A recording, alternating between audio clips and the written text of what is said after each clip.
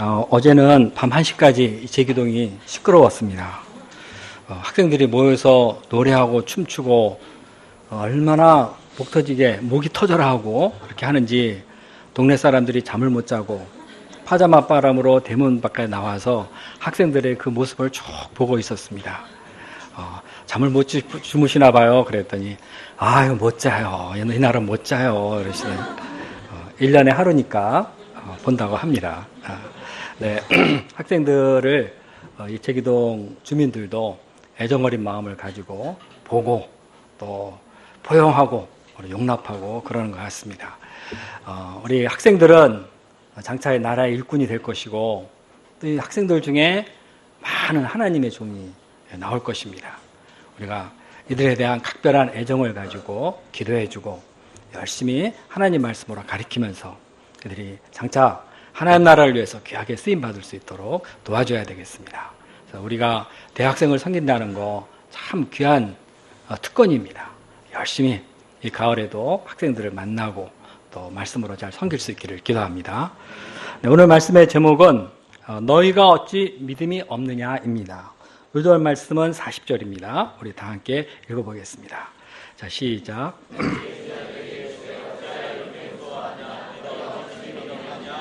네, 은혜로우신 하나님 아버지, 지난 한 주 저희들과 동행하시고 또 이 시간 저희들이 주님 앞에 나와 예배드리게 해서 감사합니다. 네, 축복의 시간에 우리 하나님 아버지께서 저희 심령에 은혜와 믿음을 더하여 주시고 특별히 한마디 말씀 주시기를 간절히 기도합니다. 제가 준비한 말씀을 담대히 증거할 수 있도록 도와주시옵소서. 예수님의 이름으로 기도했습니다. 아멘. 우리는 지난주까지 공부해서 예수님은 인류 구원이라는 큰 그림 속에서 제자를 부르시고 또 예수님과 함께 있게 하셨다는 것을 배웠습니다. 이제 제자들은 사람 낚는 어부요 전도자가 되기 위해서는 구체적으로 여러 방면에서 배우고 성장해야 합니다. 예수님은 이제 제자들을 단계적으로 가르치시고 훈련하십니다. 오늘 말씀에서 예수님은 제자들이 말씀의 종으로 성장하도록 그리고 광풍과 죽음의 문제도 이기는 믿음의 사람들로 키우고자 하심을 알 수 있습니다. 이 모든 훈련의 중심은 예수님은 어떤 분이신지를 아는 것입니다. 예수님이 어떤 분이신지 알아가는 것, 그리고 이 예수님을 믿는 것, 이것이 곧 제자 훈련입니다. 이 시간에는 본문을 살펴보면서 우리도 이 예수님을 함께 배워보겠습니다. 제1장 말씀에 대한 자세 4장 1절부터 34절입니다. 예수님은 12제자를 데리시고 아름다운 갈릴리 바닷가로 나아가셨습니다. 그러자 큰 무리가 모여들었습니다. 이에 예수님은 바다에 떠있는 배에 올라 앉으시고 무리들은 해변에 앉았습니다. 이 장면은 아름다운 한 표의 그림과도 같습니다. 그런데 이때 예수님께서 이들에게 말씀을 가르치시는데 여러 가지 비유로 가르치셨습니다. 예수님은 먼저 씨 뿌리는 자의 비유에 대해서 말씀해 주셨습니다. 이 비유에서 예수님은 사람들의 마음밭이 길가도 같고 돌밭, 가시떨기나무 밭, 좋은 밭 등이 있다 분류하여 말씀이 어느 밭에 떨어지느냐, 다시 말해 마음밭이 어떠냐에 따라서 열매를 맺을 수도 있고 그리고 부실하게 열매를 맺기도 하고 맺을 수도 없다, 이렇게 말씀하셨습니다. 그리고 좋은 밭에 떨어지면은 30배, 60배, 100배의 풍성한 결실을 한다고 하셨습니다. 등불 비유는 사람들이 등불을 켜서 책상 아래 두지 않고 높은 곳에 두어 멀리까지 비치게 하듯이 비유로 예수님이 가르치시는 것은 말씀을 숨기려고 하는 것이 아니라 말씀을 더 잘 드러내기 위한 것이다, 이렇게 말씀하십니다. 이어서 자라나는 씨의 비유를 통해서는 씨는 일단 뿌리기만 하면은 뿌린 사람이 자고 깨고 하는 중에서 그것이 저절로 자란다. 자라나되 처음에는 싹, 그 다음에는 이삭, 그 다음에는 열매가 되어서 나중에는 추수하게 된다, 이렇게 말씀하셨습니다. 겨자씨 비유도 말씀하셨는데 이것은 하나님 나라가 처음에는 겨자씨같이 아주 작아 눈에 보이지 않게 시작하지만 이것이 자라면 나중에는 모든 풀보다 커지고 큰 가지를 내서 거기에 공중의 새가 날아들듯이 그렇게 아주 큰 하나님 나라로 이루어진다는 것입니다. 자, 그런데 제자들은 예수님의 이 비유가 무엇을 하는지 처음에 알 수가 없었습니다. 가만히 얘기를 들어보니 전부 다 농사 짓는 이야기입니다. 그 물고기 잡는 거 그만두었으니 이제 농사를 지으려는 것인지 도무지 무슨 말씀을 하시는지 알 수가 없었습니다. 그래서 제자들은 예수님이 홀로 계실 때 다가가 이 비유의 의미에 대해서 물었습니다. 그러다 이때 예수님은 말씀해 주셨습니다. 그러면 예수님은 왜 처음부터 알아듣기 쉽게 말씀하시지 않고 이렇게 비유로 말씀하신 것입니까? 오늘은 예수님이 제자를 부르실 때 그들을 전도자로 부르셨다 하는 이런 점에서 이 의미를 생각해 보겠습니다. 첫째로 예수님은 제자들을 말씀의 종으로 빚기를 원하셨기 때문입니다. 자, 전도를 하려면은 사람 낚는 어부가 되려면은 말씀의 종이 되어야 합니다.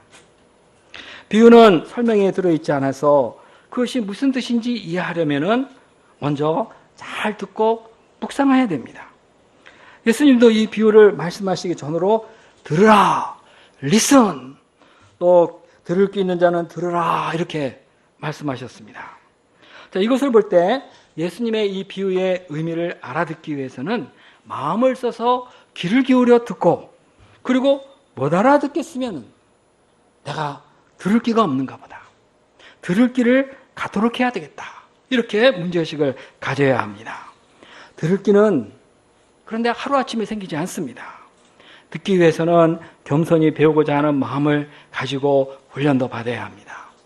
예수님은 본문의 씨 뿌리는 자의 비유뿐만 아니라 한 알에 썩는 밀알, 잃어버린 드라크마 비유, 더러운 탕자의 비유, 좁은 문 비유, 반석 위에 세운 집 비유, 좋은 나무, 좋은 열매, 천국 혼인잔치 비유, 과부와 재판장 비유, 달란트 비유 등 아주 많은 비유를 말씀하셨습니다.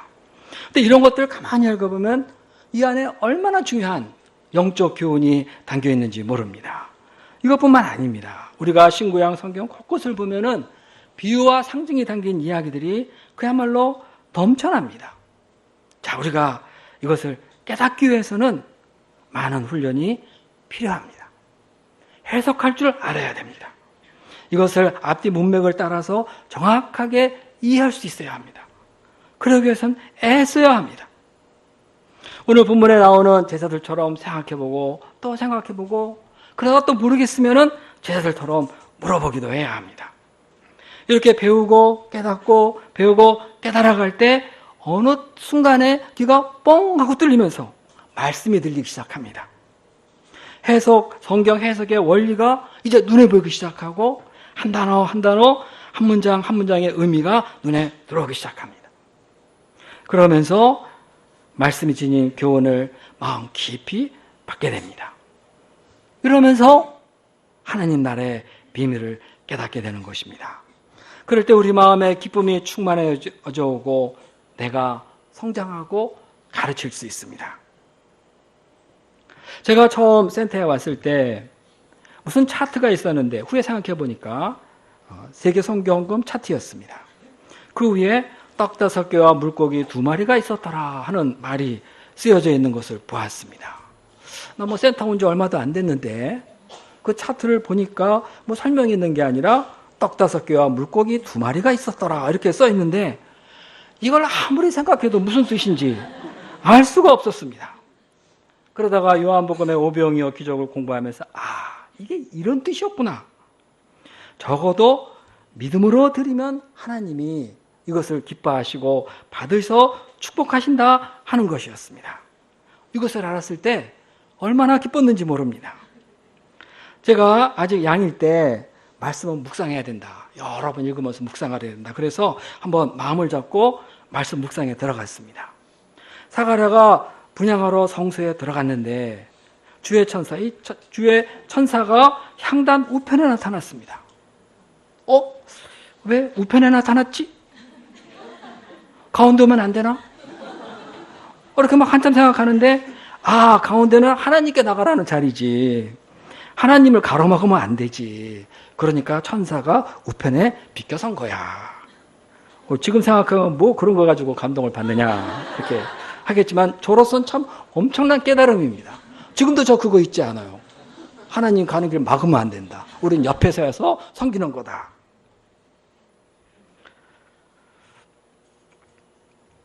참 그때 이 마음의 뜨거운 감동이 제 마음에 이렇게 간직되어 있습니다. 묵상을 하면은 뭔가를 깨닫습니다. 이전에는 안 보이던 것이 눈에 들어옵니다. 이러면서 우리가 성경을 배우고 또 배우고 어느덧 성경에 능숙한 사람이 되어서 말씀을 이번에는 이런 각도에서 보고 또 다음에는 저런 각도에서 보고 그러면 이전에 생각하지 못했던 많은 의미를 찾아내게 됩니다. 자, 예수님은 제자들을 주입식으로 가르치지 않으셨습니다. 이렇게 스스로 생각하는 훈련을 받도록 하셨습니다. 자, 오늘 본문 24절과 25절엔 이 생각의 중요성에 대해서 이렇게 말씀하십니다. 너희가 무엇을 듣는지 스스로 생각하라. 너희의 헤아리는 그 헤아림으로 너희가 헤아림을 받을 것이요 받으리니 있는 자는 받을 것이 없는 자는 그 있는 것까지 빼앗기리라. 자, 여기서 헤아린다 하는 것은 묵상을 거듭하면서 그 뜻이 무엇인가를 생각한다는 것입니다. 그러면 묵상한 만큼, 헤아리는 만큼 말씀의 비밀을 더 많이 알게 되고 그런 풍성한 은혜를 누릴 수 있습니다. 그거 배운 거야. 지난번에 배웠어. 벌써 몇 번째인데. 이 말씀을 다 아는 것으로 생각하고 이 배우고자 하지 않은 사람은 결코 말씀의 은혜 속에 들어갈 수 없습니다. 겸손한 마음을 가지고 이미 배운 말씀이라도 다시 묵상에 들어갈 때 예전에 알지 못했던 말씀의 의미 그리고 그 말씀으로 인한 감동을 새롭게 누릴 수가 있습니다. 더 깊은 말씀의 세계 속으로 들어갑니다. 여기에 이런 깊은 뜻이 있었구나. 한글 성경만 볼 것이 아닙니다. 묵상하기 위해서 우리가 현대인의 성경, 표준 번역 이것도 막 보고 좀 더 봐야 되겠는데 이러면은 영어 성경도 펼쳐보고 NIV, ESV 각종 번역판을 참고하는 것도 말씀을 헤아리는 아주 좋은 방법입니다. 요즘은 인터넷이 발달되어 있어서 인터넷으로 원문의 뜻도 아주 상세하게 쉽게 접근할 수 있습니다. 이럴 때 우리는 기존에 아는 것을 넘어서 더 넓고 깊은 말씀의 세계에 나갈 수 있습니다. 우리가 매주 성경 공부하고 일용할 양식 먹고 소감 쓰는 것, 이 모든 것은 우리가 직접 성경 본문을 보고 묵상하게 되어 있습니다. 그러면서 우리는 아주 훌륭한 말씀의 종들이 됩니다. 제가 박준호 목사님한테 성경 공부한 지 얼마나 되셨어요? 그랬더니 30년 됐답니다. 30년. 뭔가 일주일에 한 번씩만 배워도 30년이면 완전히 전문가 수준에 도달합니다. 정말 이렇게 목사님하고 보면 말씀을 얼마나 많이 하시는지 몰라요. 그래서 어디서라도 누구에게라도 어느덧 말씀을 자유롭게 가르칠 수 있는 그런 빼어난 성경 선생이 되었습니다. 자, 예수님의 좋은 제자가 되려면은 이와 같이 먼저 말씀에 대한 자세를 바로 해야 합니다. 자, 말씀은 영적 생명과도 아주 밀접한 관계가 있습니다. 우리가 이렇게 배울 때 배우며 말씀이 풍성할 때 말씀도 능력 있게 확신 있게 전할 수 있습니다. 자, 그러고 보면은 이 말씀이라는 것은 제자 생활의 기초요 원동력입니다. 하나님의 말씀을 비밀을 알기 위해서 좋은 전도사가 되기 위해서 우리가 말씀을 덜 가까이 하고 말씀에 귀 기울이고 헤아려보고 그 의미를 파고 들어가는 말씀 사랑의 사람들이 될 수 있기를 간절히 기도합니다. 그러다 보면은 우리 마음에 문제거리가 있을 수가 없어요. 언제나 은혜와 확신이 넘치는 그러한 삶을 살 수 있습니다. 자, 둘째로는 이 비유는 말씀 역사에 대한 확신을 갖도록 해줍니다. 이 비유는 말씀 역사가 어떻게 일어나는지, 하나님 나라가 어떻게 확장되어 가는지 그 비밀에 대해서 말해줍니다. 제자들은 장차 만민에게 복음을 전파해야 됩니다. 이런 제자들에게는 자기가 전하는 이 말씀이 사람 안에서 어떻게 역사하는지 그것에 대한 기본적인 이해가 있어야 됩니다. 우리가 말씀을 전해놓고 양들의 반응을 쑥쑥 보면서 이 뭔가 심통치 않으면은 내가 문제인지 양이 문제인지 골치 아픈 생각을 하게 됩니다. 그러면 말씀 전하는 것이 피곤해집니다. 그런데 예수님이 말씀하신 이 비유를 보면은 말씀을 전하는 사람에게 문제가 있다고 말해주는 것은 하나도 없습니다. 말씀 자체에 생명력이 있어서 그것이 사람 안에서 자라 열매를 맺느냐 못 맺느냐 그 사람의 마음밭이 어떠하냐 이런 거에 따라 좌우된다는 것입니다. 그러니까 제자들이 할 일은 그죠? 여기저기 돌아다니면서 막 열심히 말씀의 씨를 뿌리기만 하면 되는 거예요. 여기도 휙 뿌리고 저기도 휙 뿌리고. 그러면은 마음이 길가박 같은 사람에게는 도무지 말씀이 안 들어갈 거고, 돌박 같은 사람은 와 이거 말씀 은혜가 있네 하고 처음에 막 좋아하다가 핍박과 시련이 있으면 말씀을 포기해 버릴 겁니다. 어떤 사람은 걱정 근심이 많아서 또 세상 재물에 대한 욕심이 많아서 처음 말씀 듣고 좋아했다가 여기에 힘을 다 뺏겨서 열매를 맺지 못합니다. 어떤 사람은 좋은 밭이, 어떤 씨는 좋은 밭에 떨어져서 그 사람은 환난과 시련이 있어도 세상 근심과 욕심이 생겨도 이걸 막 물리치고 말씀을 붙들어야 돼. 내가 말씀을 붙들어야 돼 하면서 말씀을 붙들고 믿고 의지합니다. 이런 사람은 60배, 30배, 60배, 100배를 결실을 할 것입니다. 모든 사람이 다 길가밭이 아니고 모든 사람이 다 돌밭도 아니고 그렇다고 가시밭도 아니고 모든 사람이 다 좋은 밭도 아닙니다. 세상에는 여러 종류의 마음밭을 가진 사람이 여기저기 섞여 있습니다. 그리고 우리가 어떤 사람이 어떤 마음밭을 갖고 있는지 알 수도 없습니다. 어떻게 해야 됩니까? 그러니까 우리는 이런 거에 신경 쓰지 말고 그저 열심히 씨를 뿌리면 되는 겁니다. 그 중에 좋은 밭에 떨어지면 그 사람은 말씀을 받고 구원받고 열매 맺는 삶을 살면 되는 겁니다. 자, 우리가 할 일은 무엇입니까? 그저 뿌리는 겁니다. 열심히 뿌리면 좋은 밭에 탁 떨어지면 그 사람은 듣고 구원받고 영생을 누리게 되는 겁니다. 자, 또 하나의 비유가 가르쳐 주는 것은 일단 말씀을 뿌렸으면 조급해할 것 없다 하는 것입니다. 왜 빨리 성장 안 하는가 하면서 양들의 목을 잡아 뺄 필요가 없다 이런 뜻입니다. 목자가 양들에게 말씀을 가르쳤으면 그 다음에 할 일이 뭡니까? 오늘 성경을 딱 보면 집에 가서 자는 겁니다.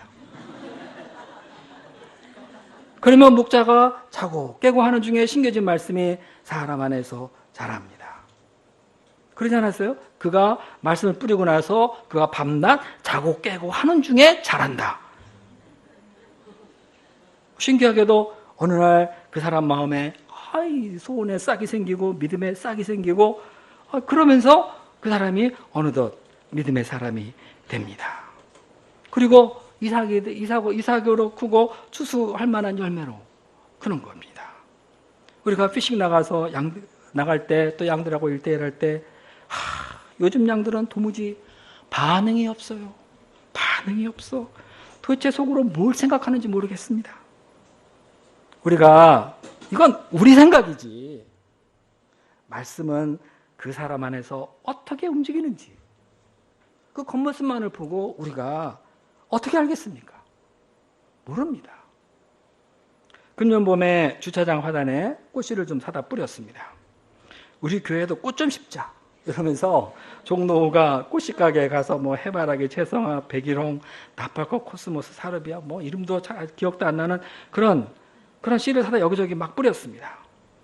뿌리고 나는데 이게 정말 싹이 나올까? 며칠이 지나도 아무것도 안 보여요. 이거 죽은 씨 아니야? 이거 가짜 씨 아니야? 이런 생각이 막 들어요.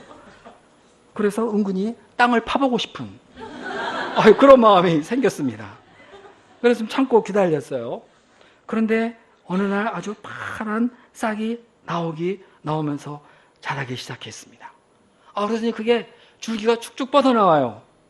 그런데 내가 보기에 나 뭐 꽃에 대해 잘 모르니까 이게 도대체 코스모스가 자라는 건지 나팔꽃이 자라는 건지 백일홍이 자라는 건지 알 길이 없습니다.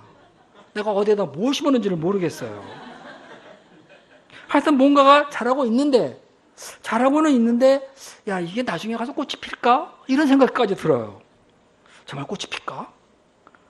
그래서 하여튼 뭐 뿌렸으니까 물을 줘야 되겠지 하면서 물도 몇 번 이렇게 뿌려줬는데 뭐 물만 뿌리고 살 수 있나요? 하늘에서 비가 내리고 알아서 비가 내리고 막 이러더니 싱싱하게 자라고 때가 되니까 해바라기가 활짝 피고 나팔꽃, 백일홍, 코스모스 뭐 어떤 이름도 모를 꽃들이 막 피어났습니다. 그리고 큰 꽃밭이 되었습니다. 자, 뿌린 대로 자라고 뿌린 대로 꽃이 핀 겁니다. 말씀 역사가 바로 이런 겁니다. 하나님은 말씀 역사를 단계적으로 이루십니다. 저 제기동 저쪽 다리 옆에 가면은 뻥튀기 아저씨가 있습니다. 그 아저씨가 확 놓고 빙빙 돌려가지고 한꺼번에 뻥 하고 그냥 엄청나게 큰 곳을 와르르 막 몰아냅니다. 내 말씀 역사는 이런 게 아닙니다. 뻥튀기 하는 게 아니에요. 처음에는 싹이 나오고 서서히 줄기가 나오고 이삭이 나오고 그리고 열매가 맺힙니다. 다 우리가 뿌리면 하나님이 알아서 물 뿌려주시고 자라게 하십니다. 말씀을 가르치는 사람은 말씀 역사에 대해서 서두를 게 없습니다. 말씀 역사에는 단계가 있다. 그렇다고 해서 뭐 그 단계 책임질 것도 아닙니다. 그냥 말씀을 섬기는 사람은 뿌리기만 하면 됩니다. 뿌리고 나서 뭐예요? 가서 자는 거예요. 어떤 때는 내가 지금 하는 이 1대1 한 팀이 뭐 그렇게 대단하겠어 하는 생각이 듭니다. 내 꿈은 대목자가 되는 건데 정작 내가 하는 거는 참 미미한 1대1 한 팀. 양들이 반응도 안 보이는 그 미미한 1대1 한 팀을 야, 내가 이런 거에서 언제 대목자가 되겠는가? 그러나 이것은 하나님이 이루고자 하는 만민 구원 역사를 생각해 볼 때 하나님의 구원 역사가 바로 여기서 시작한다. 만민 구원 역사는 이렇게 아주 작고 미미한 데서 시작된다. 오늘 예수님이 들려주시는 이 겨자씨 비유는 우리의 여러 가지 인간적인 생각들을 다 버리게 만듭니다. 자, 우리가 말씀을 뿌렸습니까? 겨자씨 하나같이 미미하고 푸작것없어서 내가 하는 게 좀 시시해 보입니까? 그렇게 생각할 필요 없습니다. 말씀은 그 자체에 생명력이 있어서 혼자 자랍니다. 자라서 나중에는 큰 나라가 됩니다. 겨자씨만한 게 자라서 막 새가 날아들어서 쉬고 노래 지지배비지배랑 노래 부르면서 가듯이 우리가 심은 그 말씀 하나가 처음엔 아무것도 아닌 것 같은데 어느 틈에 크게 성장해서 많은 사람들이 죄인들이 와서 쉬고 위로받고 구원받고 그 안에서 막 찬양하면서 살아가는 겁니다. 와, 이거 정말 얼마나 신나는 일입니까? 신나지 않아요? 뿌리기만 하면 된다니. 하나님 나라가 이렇게 이루어집니다. 이것이 바로 예수님이 제자들에게 가르쳐 주시고 싶은 하나님 나라의 비밀입니다. 하나님 나라를 우리가 이루는데 무슨 특별한 비결이 있어가지고 뭐 엄청난 공부를 해야 연구를 하고 실험실에서 뭘 해야 되고 그런 거 아니에요. 하나님 나라는 뿌리면서 이루어집니다. 누구나 뿌릴 수 있어요. 뿌리면서 이룹니다. 열심히 뿌리면은 여기저기서 하나님 나라가 이렇게 저렇게 막 자라는 것입니다. 일어나요. 우리 하나님께 감사를 드립니다. 그러므로 제자들이 이 하나님 나라에 대해서 먼저 배워야 할 것은 바로 이 말씀의 씨에 대한 확신입니다. 이 확신을 우리가 가지고 있어야 됩니다. 자, 사도 베드로가 이런 말 했죠. 너희가 거듭난 것은 썩어져 씨로 된 것이 아니라 썩지 아니할 씨로 된 것이니 살아있고 항상 있는 하나님의 말씀으로 되었느니라. 우리 다 같이 한번 읽어볼까요? 한번 큰 소리로 한번 읽어보겠습니다. 하나님의 말씀으로 되었느니라를 아주 힘줘서 읽어보겠습니다. 자, 시작.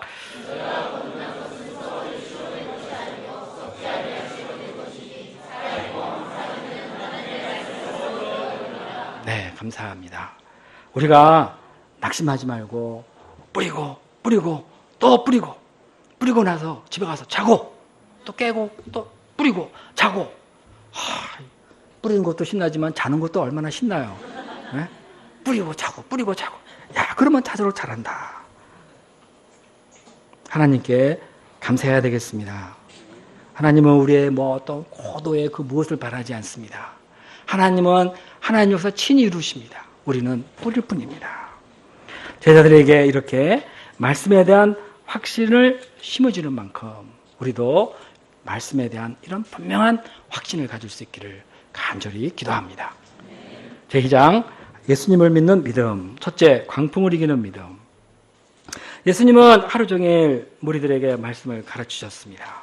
어느덧 해가 저물어가자 예수님은 말씀 가르치시는 것을 멈추시고 제자들에게 말씀하셨습니다.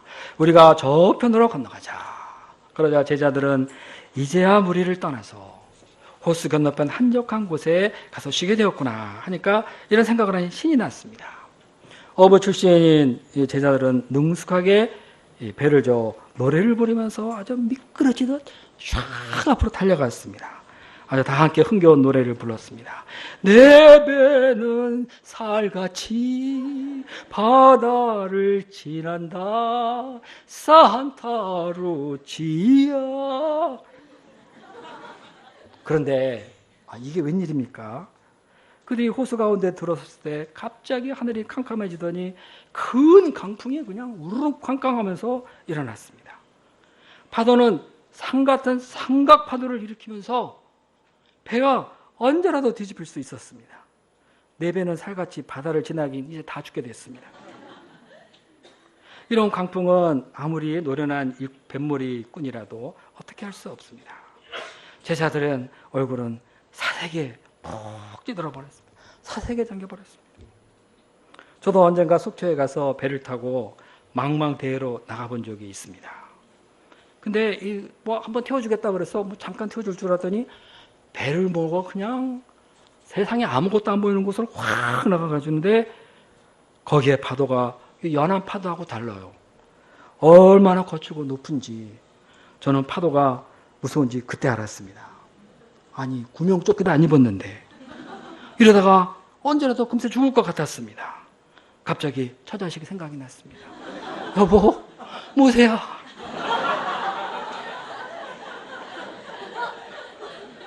그런데 제자들이 탄 배는 폭풍 속에서 이 캄캄한 어둠 속에서 삼각파도를 일으키면서 막 휩쓸려 다니고 있는 겁니다. 그런데 예수님이 그물을 베개 삼고 주무시고 계셨습니다. 그들은 예수님을 흔들어 깨우면서 원망이 가득 찬 소리로 말했습니다. 선생님, 우리의 죽게 된 것을 돌아보지 않으십니까? 예수님은 그들이 현재 부딪히고 있는 이 위험에 대해서 무관심한 듯 보였습니다. 그들은 예수님의 사랑을 의심했습니다. 이때 예수님이 그들을 어떻게 도와주셨습니까? 예수님이 깨어 일어나 먼저 바람과 바다를 꾸짖었습니다. 잠잠하라! 고요하라! Be quiet! Be still! 그러자 바다가 충성하면서 그냥 낮은 포복 자세로 엎드렸습니다. 언제 그랬냐는 듯 바람이 그치고 호수가 아주 고요해졌습니다. 그들이 탄 배는 다시 살같이 바다를 지나기 시작했습니다. 그러나 예수님은 제자들에게 무슨 말씀을 하셨습니까? 야, 모르고 잠을 자서 미안하다? 아닙니다. 오히려 예수님은 그들을 책망했습니다. 어찌 이렇게 무서워하느냐? 너희가 어찌 믿음이 없느냐? 영어로 보니까 Why are you so afraid? Do you still have no faith? 이렇게. 왜 그렇게 무서워하냐? 아직도 믿음이 없어? 제자들은 강풍만 바라보고 두려워한 것은 아직 자기들과 함께 배를 타고 있는 예수님이 어떤 분이신지를 몰랐기 때문입니다. 이 광풍을 겪고 난 후 제자들이 이렇게 말을 합니다. 그가 누구시기에 바람과 바다도 순종하는가? 정말 예수님이 누구십니까? 제자들은 그동안 예수님과 함께하면서 다 봤습니다. 문둥병자를 손을 얹어 고쳐주시고 불치병 중풍병자도 내 제사함을 받았느니라 하면서 이렇게 세웠지. 안식일에 손 마른 사람도 고쳐주었지. 각종 병든 사람도 다 고쳐주고 귀신도 쫓아내주고 말씀의 권세를 막 보이셨습니다. 이 예수님은 천지 만물을 말씀으로 다스릴 수 있는 이 땅에 오신 하나님의 아들이십니다. 이 예수님이 자기들을 불러 지금 제자 삼고 있지 않습니까? 그런데 제자들은 이 예수님을 모르고 있는 겁니다. 이 모든 것을 봤다면은, 좀 진지하게 생각한다면은, 예수님이 어떤 분이시겠다 하고 좀 뭔가를 좀 깨달아 알고 좀 믿고 의지할 수도 있겠는데, 그냥 구경만 한 것 같습니다. 그러니까 예수님이 아직도 믿음이 없느냐? 이렇게 하면서 야단을 친 겁니다. 제자들은 그것이 안 되니까, 이런 광풍이 불 때, 하나님의 아들로서 또 자기들의 스승으로서의 이 예수님이 그 사건에 적용이 안 되는 겁니다. 모르니까 적용이 안 됩니다. 제자들은 앞으로 하나님 역사를 섬길 때 크고 작은 수많은 광풍을 만나게 될 것입니다. 이때 그들이 두려움에 사로잡혀서 아이고 이제 망했다. 하나님이 우리를 사랑하지 않는 것 같아. 그러면 사랑하지 않으니까 이런 일이 생기지. 이런 말이나 하고 있다면은 그들은 결코 영적인 지도자들이 될 수 없습니다. 그래서 예수님은 제자들이 어떤 인생 강풍도 두려워하지 않고 담대하게 헤쳐나갈 수 있는 그런 믿음의 용사로 빚고자 하신 것입니다. 그래서 아예 작정을 하시고 이렇게 광풍을 훈련을 시키시면서 책망해 가면서 믿음을 심으신 것입니다. 우리는 광풍을 싫어합니다. 광풍이 옷이 없어서 이런 사람 있습니까? 그런 사람 없습니다. 그러나 이 광풍에는 중요한 기능이 있습니다. 실제 바다에서 일어나는 태풍은 아주 중요한 역할을 합니다. 태풍이 일어나면은 심층수가 올라와서 순환이 되고 바다 전체에 산소 공급이 됩니다. 바다가 청소되고 대기는 균형이 잡히고 바다에 먹이 사슬 활동이 활발해져서 많은 물고기들이 번식하게 됩니다. 우리 삶 속에서 일어나는 크고 작은 광풍도 우리 마음 깊은 곳에 있는 원망과 불신 등 온갖 인간적인 생각을 드러내고 자기 한계를 발견하게 하고 교만과 인간적인 야심도 꺾어줍니다. 그러면서 우리는 불신을 회개하게 되고 이제 겸손하게 하나님을 바라보며 의지하게 되는 것입니다. 이러다 보면서 이런 광풍을 겪으면서 자꾸 우리 안이 청소되고 믿음을 배우면서 어느 틈에 우리는 영적인 담대한 지도자가 되어 갑니다. 광풍은 겉모습은 우리를 망하게 하는 것 같습니다. 그러나 사실 우리는 이것을 통해서 그가 누군지 예수님을 새롭게 만나고 배우게 됩니다. 그래서 예수님이 제자들 광풍 훈련을 시키면서 막 책망을 하시는 겁니다. 어째요 믿음이 없느냐? 왜 무서워하느냐? 무서워할 일 하나도 없는데 믿음이 있으니까 이런다는 겁니다. 자, 우리 모임도 역사가 55년이나 되었습니다. 우리 아남센터가 개척된 지 벌써 40년이 되었습니다. 우리 모임이 많이 성장하고 하나님께 참 귀하게 쓰임받았습니다. 그러나 그렇다고 해서 그동안 우리 모임이 순풍에 돛단 듯이 쫙 흘러가기만 한 건 아닙니다. 몇 번의 마귀의 역사로 말미암아 인간적 갈등이나 불신, 의심의 광풍이 몰아와서 많은 사람이 고통을 겪기도 하고 떠나기도 하고 그랬습니다. 그러나 이런 가운데서 우리 목자님들은 말씀을 붙들고 믿고 기도하고 인내하면서 결국에 자기 신앙을 지키고 모임을 지켰습니다. 많은 시간이 그리고 흘러갔습니다. 지나고 보니 이런 광풍 후에 우리 모임이 영적으로 많이 성장했다. 이 모든 것을 말없이 감당하고 통과해온 우리 목사님들이 참 성숙한 하나님의 사람으로 빚어졌다. 이런 생각을 안 할 수가 없습니다. 저도 개인적으로 대학 시절부터 지금까지 많은 광풍 훈련을 받았습니다. 이부에 와서는 허물이 많아 아남센터로 옮겨와야 했는데 얼마나 힘들었는지 몰라요. 정말 어려웠습니다. 그러나 그때마다 하나님은 이런 광풍을 통해서 저의 허물을 발견하고 죄악을 드러내시고 그리고 겸손하게 하시고 때를 따라 내 마음을 찢어서 넓히기도 하시고 그래서 이제 더 과거에는 생각할 수도 없었던, 내가 그 정도까지 성장할 수 있겠어? 하는데, 과거에 생각하지 못했던 그런 수준까지 이렇게 저를 세우시고 믿음의 사람이 되게 하셨습니다. 지금은 정말 옛날엔 생각하지 못했던 마음에 여유가 생기고 포용도 생기고 자유가 있습니다. 감사하게 됩니다.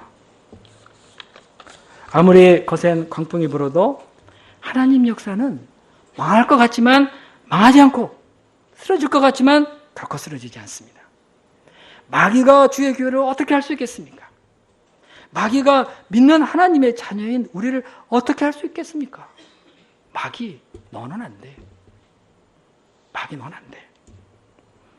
하나님이 우리 아버지고 세상의 모든 것의 주인이신데, 그리고 이 하나님이 우리와 함께 하시는데 마귀는 안 돼. 마귀는 안 됩니다. 하나님이 우리와 함께 계시기 때문에 그렇습니다. 자, 이사야서 41장 10절 말씀. 다 한번 읽어볼까요? 큰 소리로 한번 읽어보겠습니다. 자, 시작.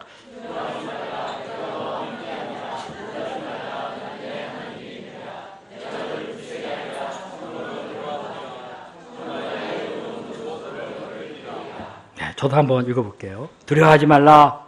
내가 너와 함께함이라. 놀라지 말라. 나는 너의 하나님이 됨이라. 너가 너를 굳세게 하리라. 참으로 너를 도와주리라. 참으로 나의 의로운 손으로 너를 붙들리라. 광풍은 그 당시 우리의 모든 것을 송그릴 때 다 빼서 쓸어갈 것 같지만 하나님이 우리를 붙들어 주시고 더 좋은 것을 주시고 그리고 우리에게 오십니다. 이 하나님을 믿을 수 있기를 간절히 기도합니다. 그리고 오직 이 하나님 한 분을 경외하며 의지하고 정말 이제 광풍 속에서 하나님의 영광을 나타내는 그런 믿음의 사람들이 될 수 있기를 간절히 기도합니다. 자, 둘째, 부활의 믿음. 5장 21절에서 43절입니다. 자, 5장 21절에서 43절에는 두 가지 사건이 나옵니다. 하나는 열대 혈루증을 앓아온 여인의 고질병을 고쳐주신 사건이고, 다른 하나는 죽은 야이로의 딸을 살리는 사건입니다. 혈루증을 앓던 여인은 예수님의 뒤로 와서 내가 그 옷에 손만 대어다 나으리라 하는 이 믿음을 가지고 예수님 뒤로 와서 그 옷에 손을 탁 대는데 그 순간 즉시로 병이 나는 기적을 여인이 체험했습니다. 내가 그 옷에 손만 대어다 나으리라. 이거 생각할수록 너무나 은혜로운 말씀이 아닐 수 없어요. 우리 다 같이 한번 해볼까요? 내가 그 옷에 손만 대어다 나으리라. 한번 해봅시다. 자, 시작. 내가 그 옷에 손만 대어도 나으리라. 제자들은 이 사건을 통해서 믿음의 능력이 얼마나 큰 것인가를 배웠습니다. 사람은 못해도 예수님을 믿는 믿음이 모든 것을 가능케 하고 고친다.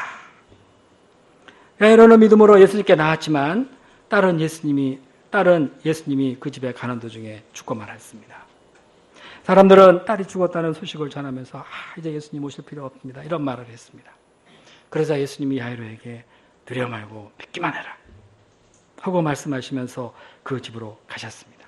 자, 우리 두려워 말고 믿기만 하라. 그것도 한번 해보겠습니다. 자, 시작.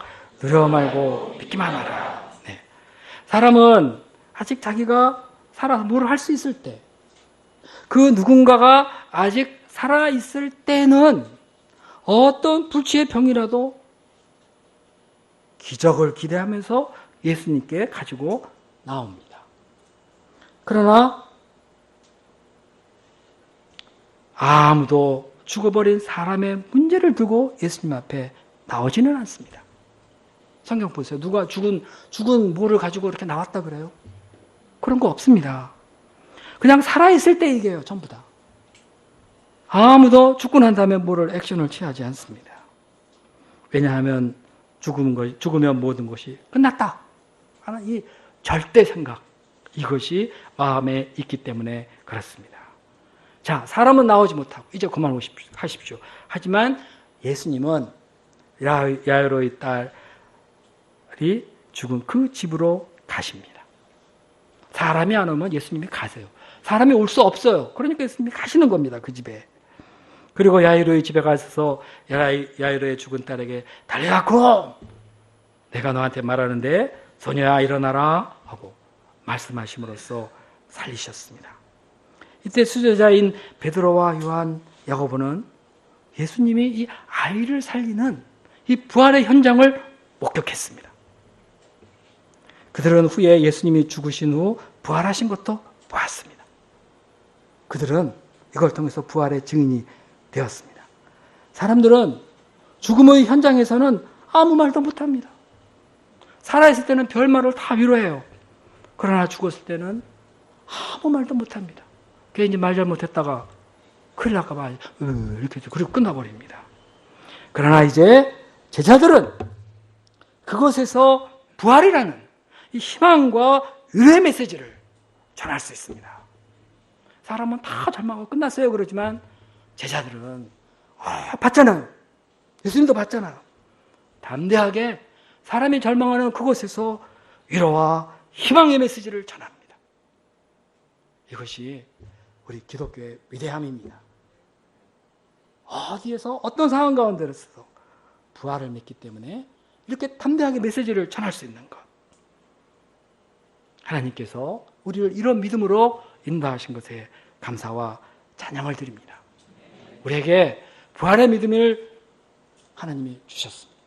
이제 어디서라도 담대하게 누구라도 위로할 수 있는 그런 위로의 사람이 될 수 있기를 기도합니다. 자, 제자가 된다는 것, 이것은 말씀을 묵상하고 배우는 데서 시작합니다. 그리고 인생 광풍 속에서 병마와 죽음의 광풍 속에서 우리의 믿음은 연단되어집니다. 우리의 삶의 현장은 우리가 예수를 배우고 제대로 성장할 수 있는 아주 좋은 하나님이 마련한 훈련소입니다. 여기에 하나님의 뜻이 있습니다. 제자는 태어나는 것이 아니라 만들어진다는 유명한 말이 있습니다. 우리가 이 가을학기에 마가복음을 통해서 예수님을 배우면서 주님 주시는 훈련을 잘 받아가면서 말씀의 사람이요 믿음의 사람으로 빚어져갈 수 있기를 간절히 기도합니다. 기도하겠습니다. 은혜로우신 하나님 아버지, 오늘 말씀을 통하여서 예수님이 저희가 하나님의 사람이요 또 하나님의 종들로서 목자로서 어떻게 성장해야 되는가를 가르쳐 주셔서 감사합니다. 하나님 아버지, 저희가 무엇보다도 말씀을 사랑하는 당신의 종들이 되게 도와주십시오. 말씀을 깊이 묵상하며 말씀의 샘을 팔 줄 아는 그러한 종들이 되게 하시고, 그리고 말씀 전한 말씀에 대한, 그리고 하나님의 말씀에 대한 분명한 확신을 가지고 열심히 뿌리는 그러한 우리가 되게 도와주시기를 간절히 기도합니다. 또한 사람들의 이 인생 광풍 속에서 믿음으로 모든 것을 위로하고 희망을 심는 그런 영적 지도자들, 목자들이 되게 해주시기를 간절히 기도합니다. 가을에 저희들이 마가복음 배우면서 예수님이 어떤 점에서 우리가 성장하기를 원하는가 가르쳐 주셔서 감사합니다. 우리가 열심히 묵상하고 더 깊이 배우게 도와주십시오. 예수님의 이름으로 기도했습니다. 아멘.